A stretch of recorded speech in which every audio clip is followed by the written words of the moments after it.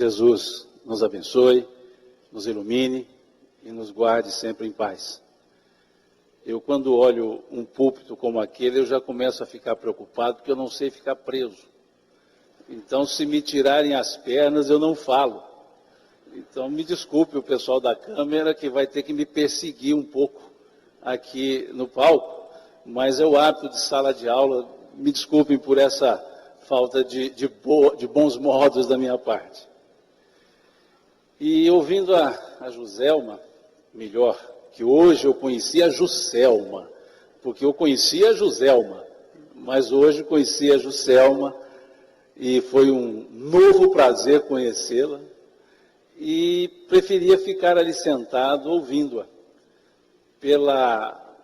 pelo amor que ela tem nas palavras que ela coloca, que faz então do conhecimento que ela nos traz mais do que um aprendizado, mas toca-nos o coração.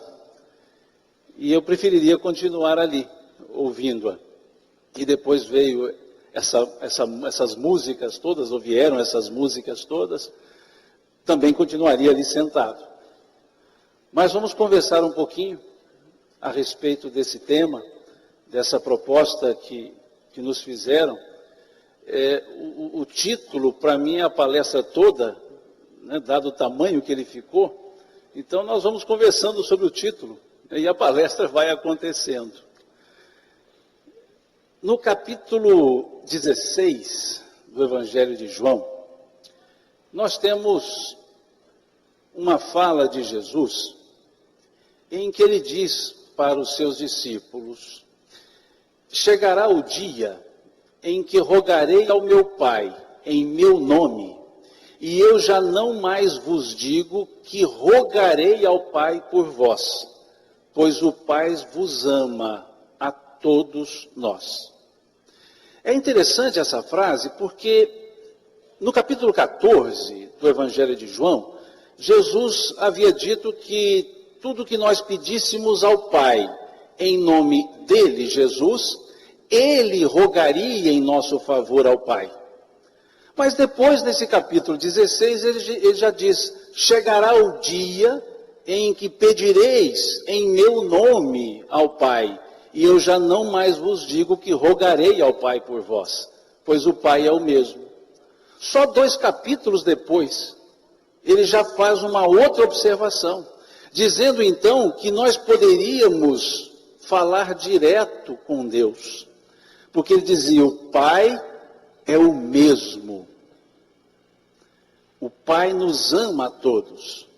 E nessa hora os discípulos disseram: Senhor, eis que tu falas abertamente. E Jesus disse: aos outros eu falo por parábolas, porque eles vendo não veem e ouvindo não ouvem. Mas a vós é dado conhecer os mistérios do reino dos céus.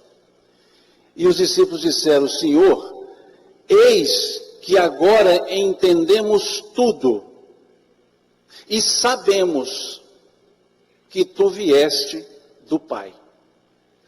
Vejam que na conclusão dessa fala dos discípulos, eles disseram: e sabemos que tu vieste do Pai. Essa assertiva de Jesus, mostrando que aos apóstolos, aos discípulos, ele falaria abertamente, em espírito e verdade, nos leva ao capítulo 8 do Evangelho de João, em especial no versículo 32, que Juscelma aqui disse: conhecereis a verdade, e a verdade vos fará livres, a verdade vos libertará. E os discípulos disseram isso: sabemos que saíste do Pai. Então eles tiveram ali claramente o entendimento do que era a verdade, do que era Jesus. Eles deixaram de crer e passaram a saber. Já não mais criam em Jesus, sabiam quem era Jesus. E disseram: e hoje sabemos que vieste do Pai. Então há essa diferença. entre uma crença, entre crer e saber. Até aquele momento, os discípulos criam. A partir daquele momento, eles passaram a saber.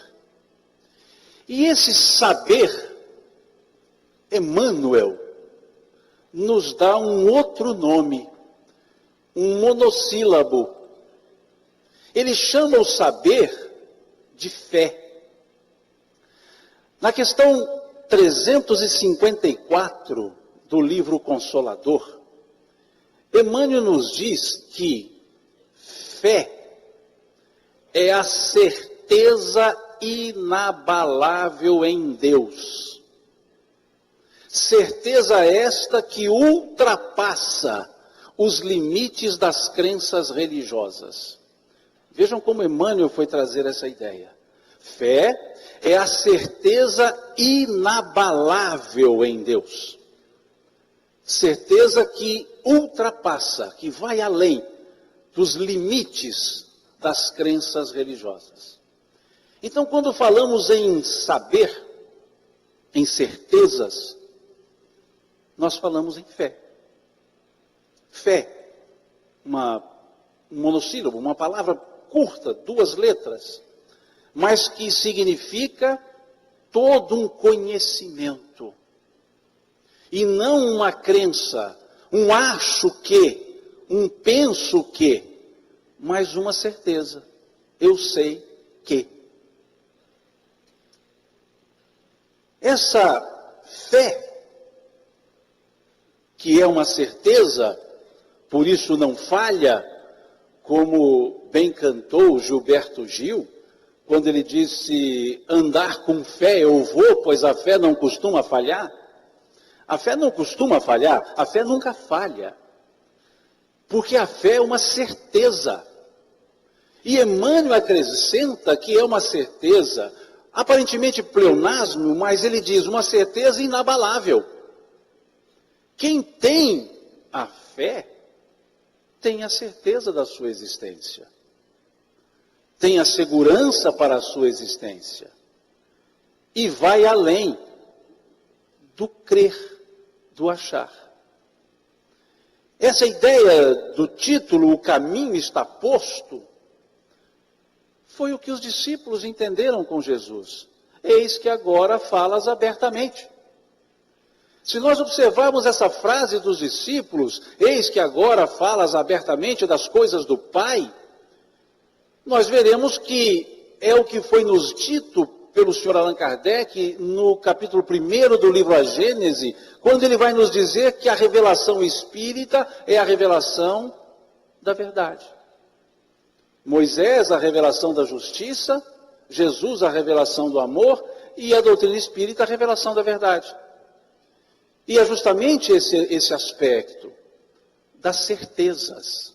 A verdade não no aspecto filosófico, dialético, de muitas verdades, mas no aspecto de certeza.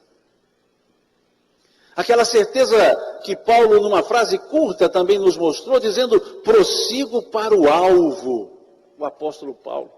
A certeza do que nós queremos, a certeza de onde nós viemos, a certeza do que nós somos, espíritos imortais, e para onde iremos. Então essa é a certeza, isso é fé. Como desenvolver essa ideia? Como desenvolver a fé? No capítulo 40 do livro Vinha de Luz, o Espírito Emmanuel, ele nos diz que a árvore da fé viva não brota do coração milagrosamente. Ou seja, a fé não é algo que me dão. A fé é algo que eu desenvolvo. Porque é através da conscientização, através da certeza. Então eu tenho a fé. E ele diz que ela não brota de forma miraculosa. Ela nasce no coração a partir do seu próprio desenvolvimento, da busca pelas respostas, através das nossas próprias perguntas, do nosso próprio desenvolvimento. Aqui, Juscelma disse que a doutrina espírita existe desde sempre. Os espíritos disseram claramente, é chegada a hora que a doutrina espírita ocupar o seu lugar nos conhecimentos humanos, porque ele, o espiritismo, está na natureza. E se ele está na natureza, é porque ele é uma verdade. Então, compreendê-lo é desenvolver a certeza, é desenvolver a fé. Que não é algo que nós pedimos a Deus, Deus me dê fé. Não. A certeza é convicção, é desenvolvimento, é atitude, é entendimento. Nós temos um bom conhecimento sobre a vida, sobre a existência, mas talvez não tenhamos a certeza. Por não existir a certeza? Não, por não desenvolvê-la. Limitamo-nos ao conhecer. E aí dizemos que conhecemos sobre a imortalidade, mas não temos a certeza, senão não teríamos medo da morte. Se me digo imortal, por que o receio da morte? Então, não temos ainda a certeza, temos o conhecimento. Entramos para a doutrina espírita, mas talvez ela não tenha entrado em nós ainda. Para que desenvolvamos essa certeza de nos dizermos imortais e nos postarmos como imortais. Então a fé, ela não brota, a árvore da fé viva, dito por Emmanuel, não brota de maneira miraculosa nos corações, ou no coração de cada um. É fruto de um esforço. E diz ainda nesse capítulo 40, o Espírito Emmanuel, que o trabalho para a solidificação da fé não é de menor esforço. Ou seja, então há que se esforçar para a fixação da fé. Fé não é um dom, é um desenvolvimento do próprio conhecimento que vai nos dar a certeza. Exige um esforço, sim. Temos uma passagem em que Jesus conversava com os apóstolos na noite da sua prisão. E naquela conversa, ele dizia para os apóstolos que um deles haveria de traí-lo. E os apóstolos começaram a perguntar a Jesus, Senhor, serei eu? E o outro dizia, Senhor, serei eu? E Pedro chega para Jesus e diz, Senhor, eu irei contigo onde fores, até a morte, se preciso for, não te abandonarei. E Jesus, tranquilamente, vira-se para Pedro e diz, Pedro, os espíritos das trevas querem fazer-te dobrar como o vento dobra o trigo. Mas eu orei ao Pai para que a tua fé não desfaleça. E te digo mais, hoje, antes que o galo cante, negar-me-ás 3 vezes. Veja que interessante.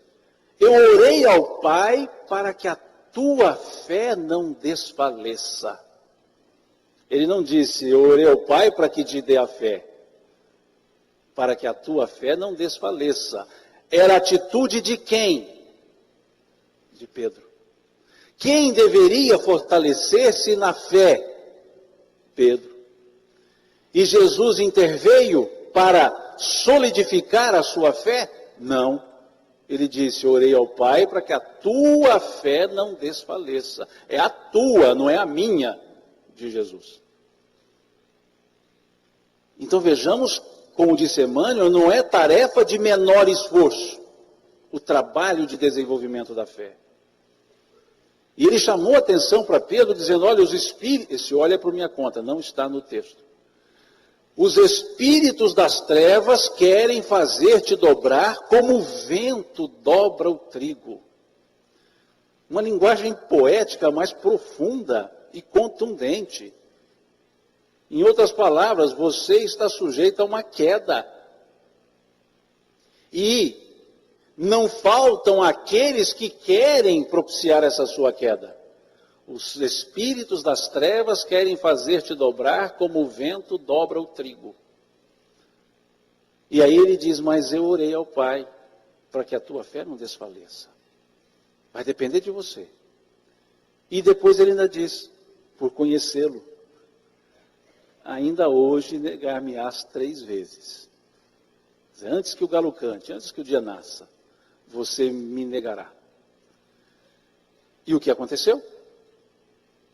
A negação. Pedro nega Jesus.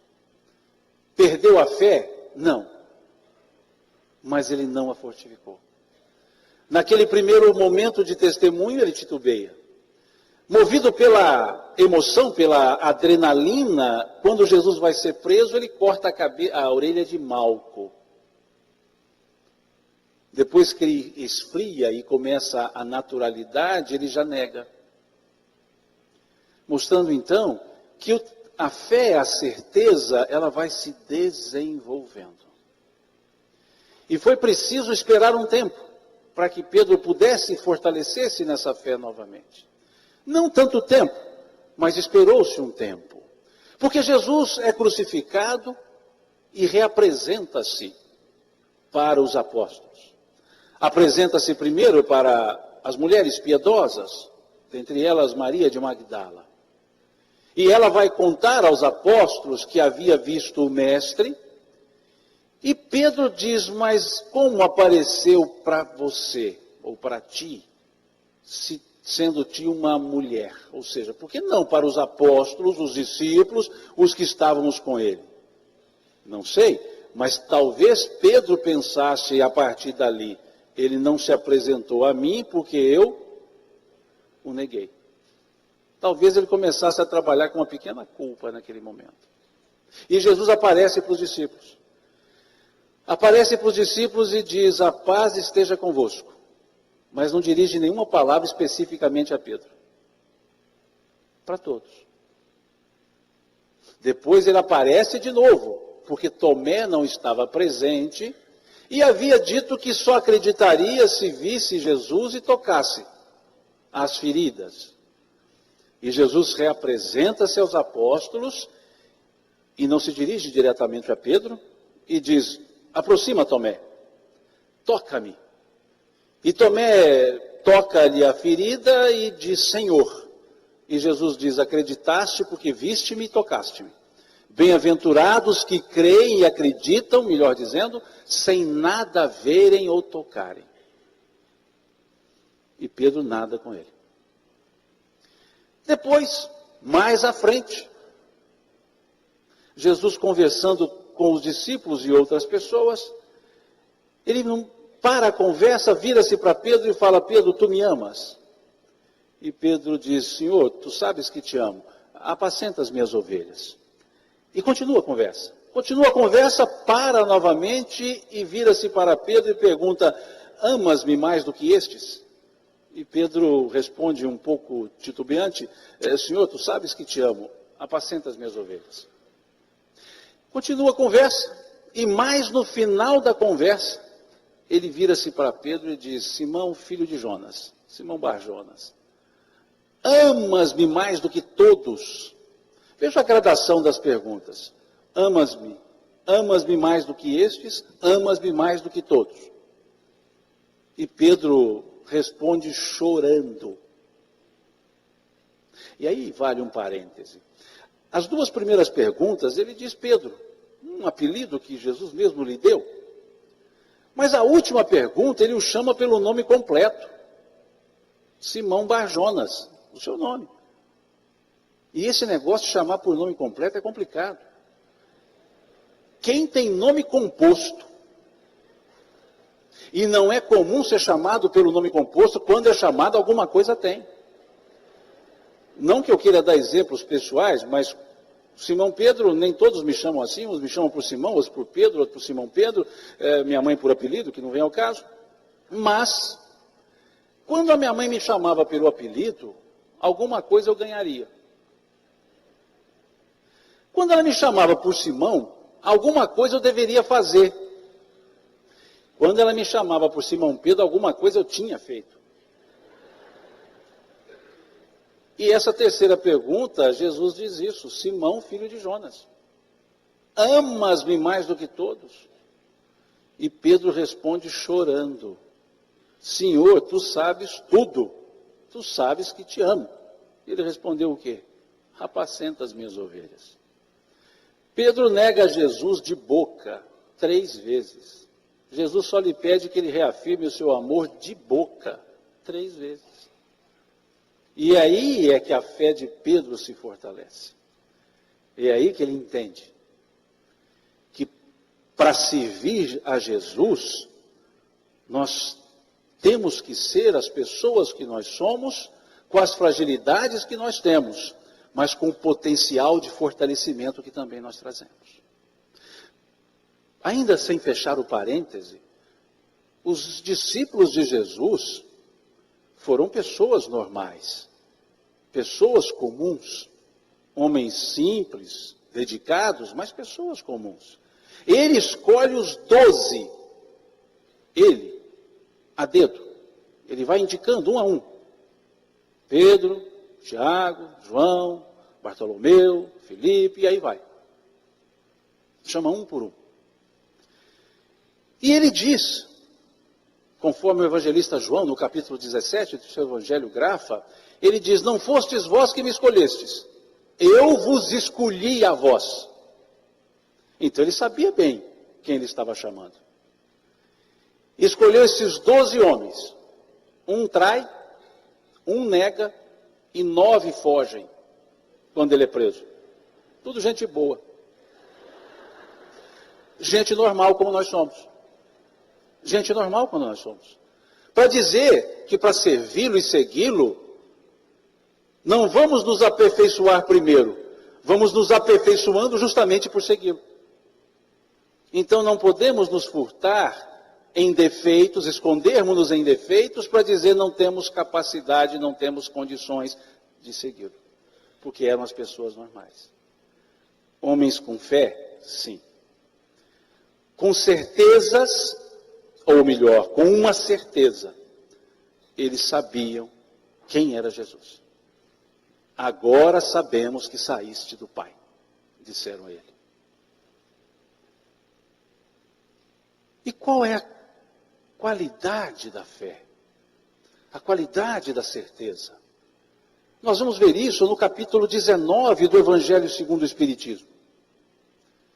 Quando nos dizem que a fé, a certeza, ela é calma. Ela é humilde. Ela é ativa. Ela é empolgante. E ela é contagiosa. Vejam que qualificativos deram para a fé, a certeza. Ela é calma. Uma pessoa que traz certeza, que tem a fé, ela não quer provar nada para ninguém. Ela não vai ficar em disputas para dizer qual certeza é a certa. Ela é calma. Se algo estiver errado, essa pessoa se muda nesse algo. Se novo ensinamento lhe chegar, ela aprenderá. Então ela não se cristaliza. Isso é a certeza, é a fé. Então ela é calma, é humilde, no sentido específico que Jesus dá a essa palavra, humildade. Porque muitos confundimos como simploriedade, como subserviência. E a humildade não é simplória, a humildade não é subserviente. Quando chamaram Jesus de mestre, Ele estava lavando os pés dos discípulos. E Pedro retira o pé e diz: Mestre e Senhor nosso, somos nós que devemos fazer essas coisas? Jesus diz: Vós me chamais Mestre e Senhor e dizeis bem, eu sou. Se nós aplicarmos a essa passagem o senso de humildade que nós temos, nós diríamos: que pretensão é essa? Porque nós aprendemos que se alguém nos fala que sabemos alguma coisa, nós temos que dizer que não sabemos nada. Isso não é ser humilde, isso é ser hipócrita. É como uma alfabetizadora, uma professora que entra para a sala de crianças no primeiro dia de aula e diz assim: olha, eu vim aqui para alfabetizar vocês, mas eu não sei nada, eu vou aprender com vocês. Ela tem muito o que aprender, mas tem o que ensinar. E Jesus disse: vós me chamais mestre e senhor e dizeis bem. Se ele desse aquele arrobro de humildade que nós entendemos, ele diria assim: que isso, Pedro? Mestre, eu estou aqui para aprender com vocês. Se eu conheço um pouco da personalidade de Pedro, Pedro diria: então volta para o céu e manda um que sabe. Jesus não veio para aprender, ele veio para ensinar. E por isso ele disse: vós me chamais mestre e senhor e dizeis bem, eu sou. Mas quando chamaram-no de bom, um jovem lhe chega e diz: bom Senhor, o que devo eu fazer para ganhar a vida eterna? Qual foi a resposta que ele deu ao jovem? Por que me chamais bom? Bom só há um, Deus, que está nos céus. O humilde sabe a posição que ocupa. Ele não fica aquém, ele não vai além. Ele sabe a posição que ocupa. A fé é o humilde, não vai além, não fica aquém, porque ela é a certeza. Mas é ativa, calma, mas ativa, dizem os Espíritos. A fé, ela é ativa por qual meio? Pela vontade. No livro Pensamento e Vida, Emmanuel, ele nos coloca que a vontade é um dos departamentos da mente que promove a fé. Ou seja, a vontade é a manifestação da fé. É o agir dentro do conceito que eu trago. É o seguir dentro da certeza que eu vivo. Então ela é ativa. E por isso ela é empolgante. Ela não é exaltada, mas é empolgante. E por ser empolgante, ela é contagiosa. Ela contagia as pessoas. Ela não obriga as pessoas a seguir a verdade, a certeza, essa certeza. Mas ela acaba contagiando. Ela é envolvente. A certeza, a fé, porque ela dá a serenidade para viver. Ela dá o equilíbrio para a existência. Dá o equilíbrio ante as situações difíceis. Não quer dizer que a pessoa que tem a certeza não passe por momentos de dificuldades, mas quer dizer que nas dificuldades ela busca soluções e não desesperos. Por isso é a certeza. E que característica nós temos para a certeza, para a fé? No capítulo 19, nesse capítulo 19 do Evangelho segundo o Espiritismo, nós temos dois tipos, ou duas características para a fé, para a certeza. Dizem os benfeitores, a fé cega e a fé raciocinada. Mas há um detalhe interessante quando eles falam da fé cega. Eles dizem, a fé cega, em demasia, é prejudicial. Em demasia. Vejam que detalhe. A fé cega em demasia. Então quer dizer que a fé cega sem demasia, ela não é prejudicial. Senão não colocariam essa observação. A fé cega em demasia é prejudicial. Mas o que é essa fé cega não em demasia? Nós podemos chamá-la de fé natural. É aquele acreditar e saber naturalmente. sem precisar desenvolver raciocínios complexos. Mas eu sei. É aquele momento que a pessoa diz, não, lá no meu íntimo, eu sei que é assim. Lá no meu íntimo, isso é a fé natural. Mas quando somente essa assim existe, ela passa a ser a cega em demasia, porque passa a desconhecer as coisas que estão à nossa volta. Então os Espíritos deixaram claro, de maneira não subreptícia, de maneira específica, que a fé cega em demasia é prejudicial, mas que nós não podemos perder a fé natural. Um exemplo de fé natural. A mulher que padecia do fluxo de sangue. A mulher hemorroidízea, lá dos evangelhos. O evangelista Lucas narra essa passagem. E diz Lucas que essa mulher padecia por 12 anos de uma hemorragia, obviamente o que a enfraquecia. E ela sabendo, vejam o texto do evangelho, e sabendo que Jesus passava, ou que era Jesus quem passava, sabendo e não crendo, sabendo que era Jesus que passava, pensou consigo, se eu me aproximar dele e tocar-lhe a borda da túnica, eu serei curada. Só isso ela pensou. Se eu tocar-lhe a túnica, eu serei curada. E o que ela faz? Ante a multidão, ladeando Jesus, impossibilitando a sua passagem, ela consegue um espaço. E o evangelista é preciso que ele diz assim, e tocando-o a barra da túnica por trás, vejam, por trás, ela não se pôs de frente a Jesus, ela chegou por trás. E tocando-lhe por trás a barra da túnica, Jesus disse, para.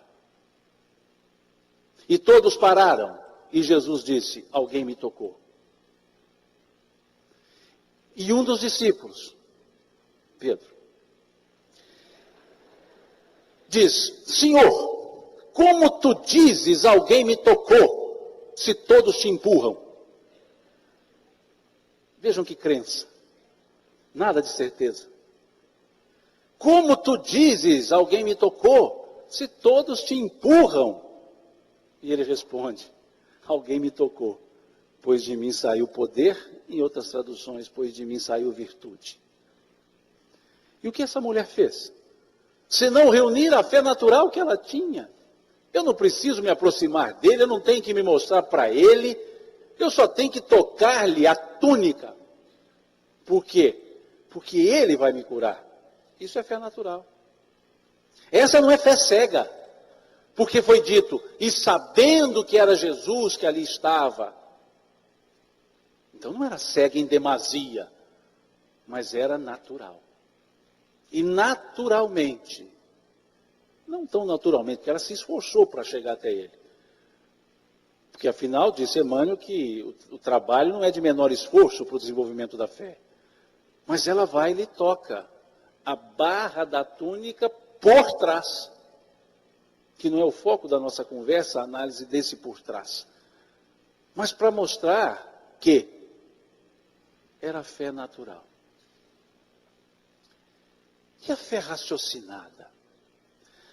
Atribuem a Agostinho, Santo Agostinho, não em espírito, mas encarnado ainda no século IV, atribuem a ele uma frase que ele teria dito, é preciso crer para compreender, mas sobretudo compreender para continuar crendo. É preciso uma naturalidade da fé, mas é preciso desenvolver essa fé. Então é preciso crer para compreender e compreender para continuar crendo, para fortalecer a própria fé. E essa é a ideia que os Espíritos nos trazem nesse capítulo 19 do Evangelho segundo o Espiritismo para a fé raciocinada. A fé, que dizia Kardec, que enfrenta a razão face a face, em qualquer época da humanidade. Uma fé que não se esconde, uma fé que não se cristaliza, que não se fecha, mas uma fé que se expõe e aceita ser contraditada para que ela possa ser afirmada. Essa é a fé raciocinada. Uma fé que é fruto da naturalidade e do conhecimento dessa naturalidade. E encontramos essa fé onde? Nos evangelhos. Em algumas passagens. Mas uma em especial. A do centurião. Diz o texto que Jesus estava sentado à sombra. Ele chega um centurião dizendo: mestre, o meu servo está doente em casa.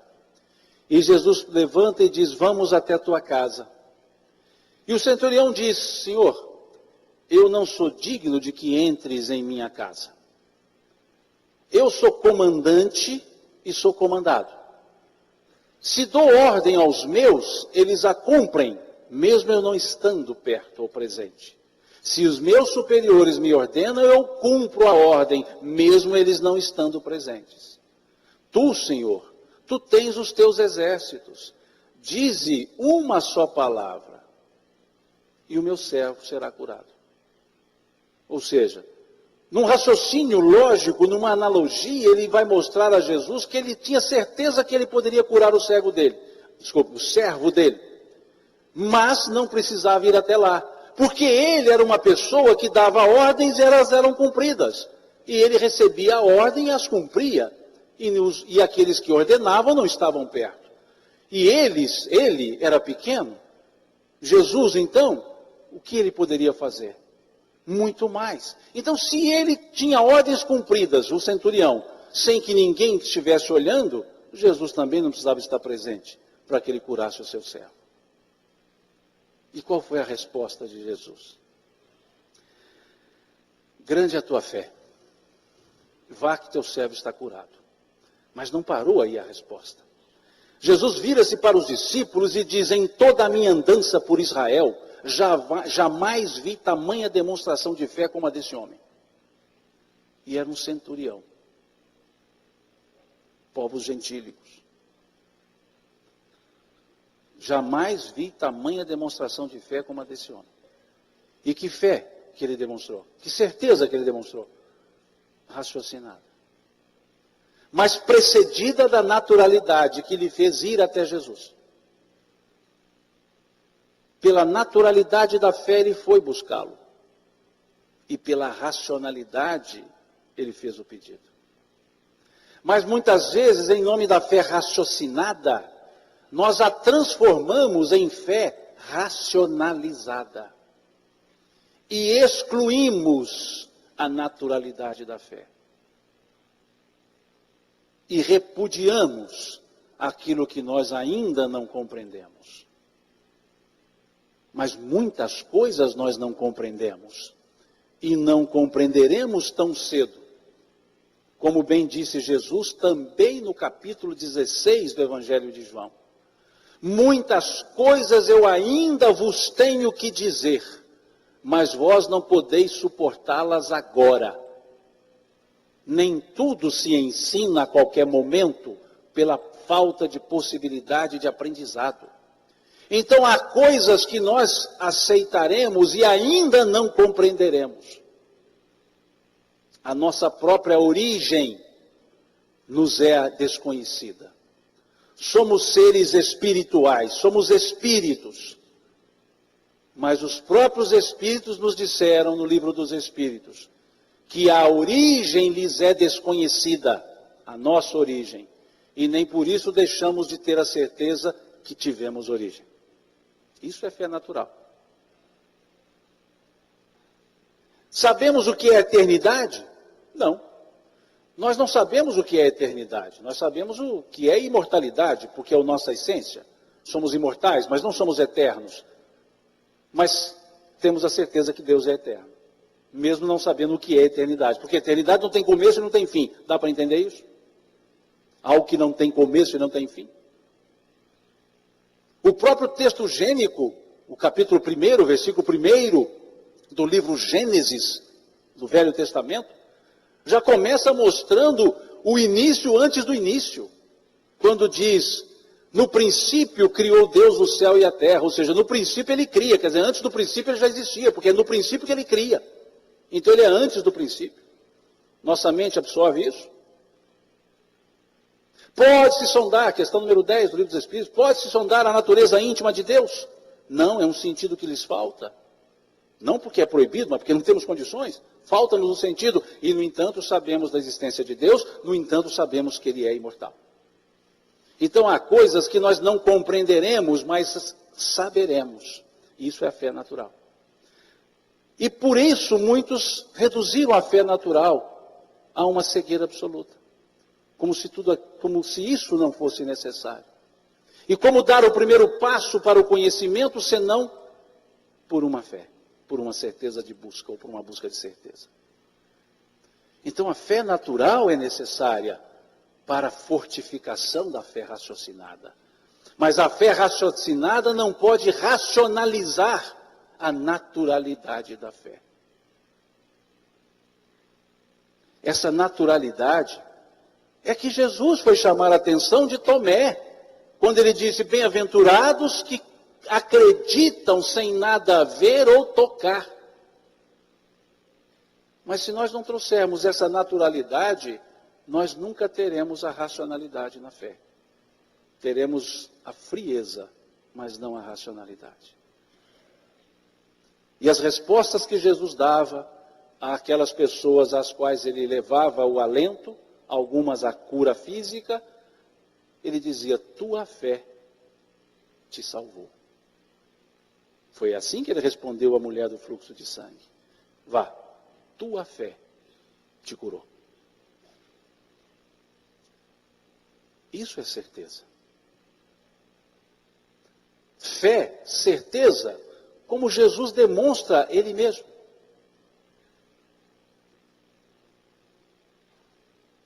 Que mostra o titubeio das pessoas que o seguiam. Numa noite, com o barco no mar da Galileia, no lago de Genezaré, começa a chover e Jesus estava dormindo no barco. E os discípulos ali amedrontados, com medo de morrerem, acordam Jesus e diz, Senhor, vamos morrer. E qual foi a resposta que Jesus deu a eles? Por que temeis? Não estou eu convosco?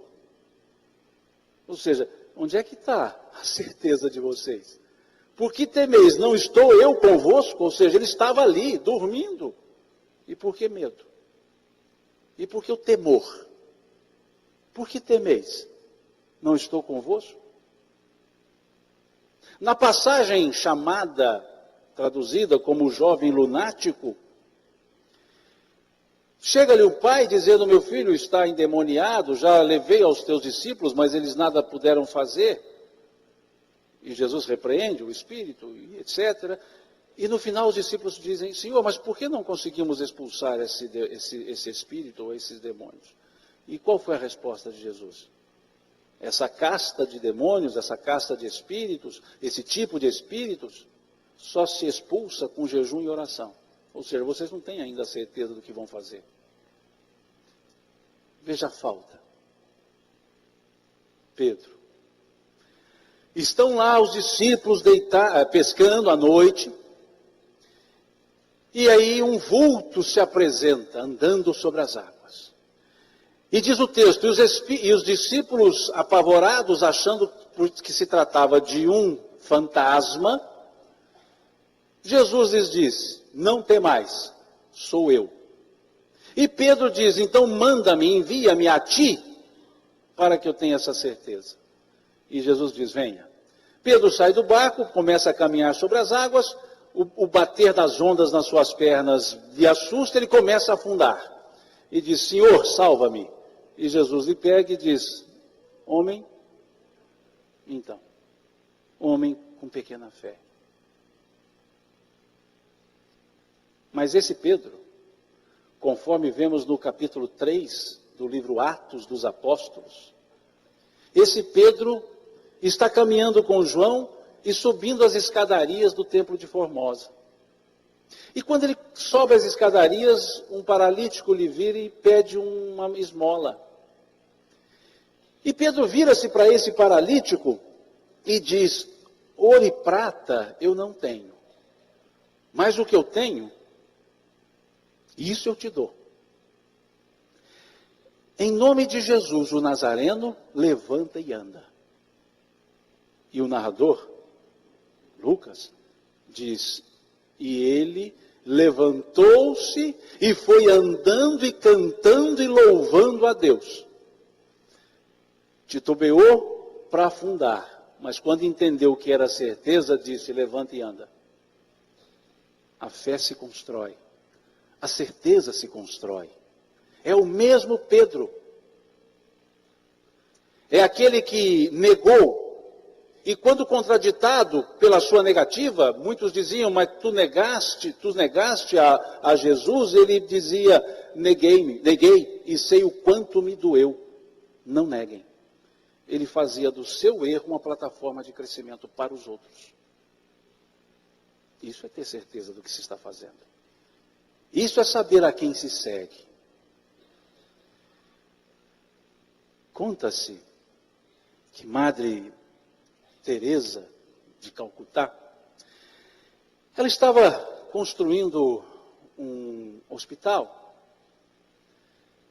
para atendimento das pessoas necessitadas, e ela tentava aprovar a planta junto à intendência. Mas o intendente, um dos atendentes, não gostava da ideia de ter aquele hospital cristão. Então ele sempre reprovava o projeto. E acompanhava a Madre Teresa, um sacerdote, e ela dizia para ele: tenha fé. E levava o projeto era reprovado. Tenha fé. Levava o projeto era reprovado.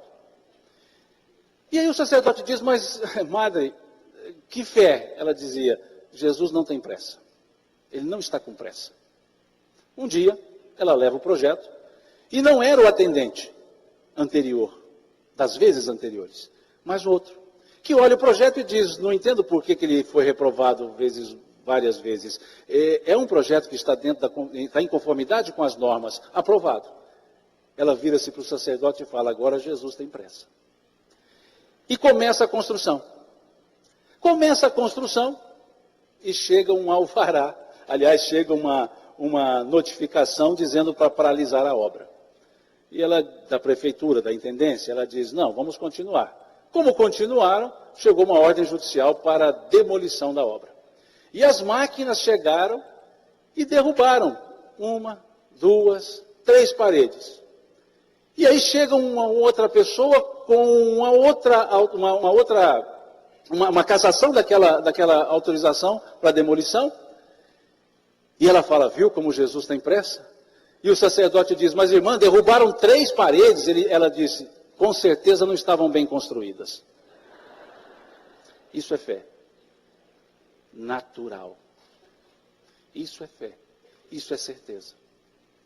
Em vez de lamentar, buscar saídas, buscar soluções para as dificuldades. Porque o tempo é o tempo necessário. E a calma, a humildade, a ação, o envolvimento que a fé nos dá, nos gera, dá tranquilidade para agir no tempo certo. Nem sempre Jesus tem a pressa que nós temos. Mas sempre precisa da ação quando ele tem a pressa que precisa.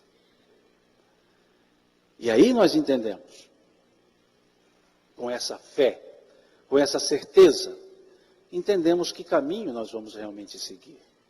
O caminho está posto, diz o tema. Que caminho? E Jesus nos disse: vinde a mim, todos vós que estáis cansados e fatigados, pois eu vos aliviarei. Tomai sobre vós o meu jugo e aprendei comigo, que sou manso e humilde de coração. E aí encontrareis refúgio para as vossas almas. Que caminho seguir? Se não ao Cristo. Se não aos seus ensinos. O caminho está posto. Jesus nos deu os indicativos. Jesus nos abriu os caminhos. E de tal forma que Ele cuidou de todos nós, que aqui estamos sentados hoje. No capítulo 17 do Evangelho de João, é o capítulo todo, é uma prece que Jesus faz para os seus discípulos. Todo o capítulo 17 é uma prece. Ele está orando pelos discípulos, para os discípulos, pedindo o fortalecimento dos discípulos. E no momento da prece, ele diz: Pai, eu vos peço, não somente por esses que aqui agora me ouvem, mas peço-vos também, ó Pai, por todos aqueles que no futuro vierem a crer em Ti, por causa das minhas palavras. E nós cremos em Deus por quê? Por causa das palavras de Jesus. E portanto Jesus orou por quem? Por nós que aqui estamos. Se uma oração de alguém já faz bem, imaginemos a oração do próprio Jesus, feita em favor de cada um de nós que aqui estamos. Vos peço não somente por esses que agora me ouvem, mas por todos aqueles que no futuro vierem a crer em Ti, por causa das minhas palavras. Jesus orou por nós. Resta-nos o quê? O caminho está posto. Resta-nos o quê? Agir. Porque também Jesus disse: aquele que quiser vir após mim, renuncie-se a si mesmo. Pegue a sua cruz a cada dia e me siga. Aquele que quiser. Então o que nos falta? Vontade. E o que é a vontade, segundo o pensamento e vida de Emmanuel? Aplicação da fé. Se nos falta a vontade é a aplicação de fé, nos falta a fé.